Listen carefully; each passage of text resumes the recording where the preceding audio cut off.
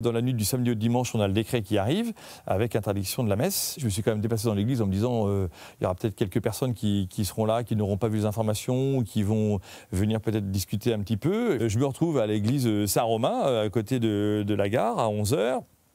Et là, j'étais tout seul. Voilà, puis à ce moment-là, il y a un jeune qui arrive, qui lui avait dû se réveiller le matin en disant il faut que j'arrive à la messe, machin.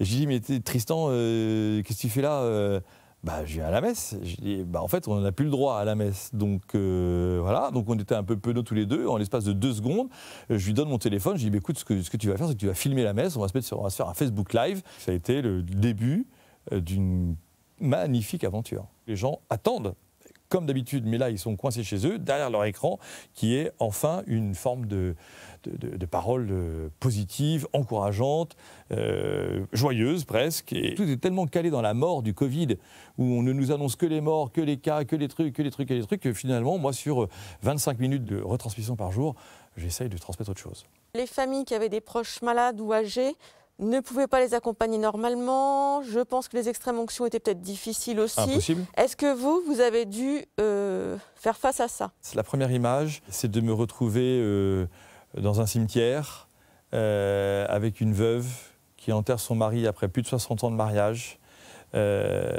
catholique convaincue. Et on se retrouve à 10 au cimetière, direct, sans messe, sans office. Jaillit en fait une espérance incroyable. Ce que nous vivons maintient la dignité que nous avons pour l'humanité. Les codes sont explosés, il n'y a pas d'annonce dans le Paris-Normandie, il n'y a pas d'annonce à la messe, il n'y a pas de messe publique, etc. Machin. On se retrouve au cimetière dans la sobriété la plus grande qu'on retrouve dans le livre de Job. Nu je suis né, nu je mourrai. Ça a été difficile de revenir ensemble dans les églises. Oui. Pour moi, c'était un moment très difficile, la reprise. Finalement, c'était presque plus drôle de dire la messe dans un champ de colza tout seul, plutôt que de me retrouver avec une assemblée face à moi, où moi masqué, eux masqués, on ne peut pas se donner la main, on ne peut pas se serrer la main, on ne peut pas se donner la communion de manière normale. Clairement, il y a quelques baptêmes, quelques mariages, mais dans des conditions... et les mariages masqués, enfin, je veux bien qu'on masque la belle-mère, mais c'est quand même pas le but du mariage.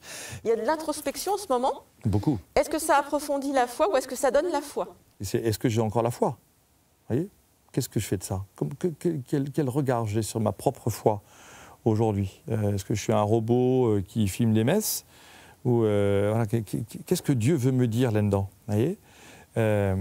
C'était une période un peu troublante, même pour un prêtre. Vous voyez, de dire en fait, je suis un peu fatigué de ce confinement, je suis un peu fatigué du déconfinement. Et oui, je crois que j'ai approfondi ma foi, ou que Dieu m'a permis d'approfondir ma foi, ou cette relation à lui. Et nous avons effectivement beaucoup de questionnements fondamentaux de gens qui disent mais en fait aidez-nous, accompagnez-nous. Je ne me pose pas en poseur de réponse, mais je me dis que l'Église a quelque chose à dire.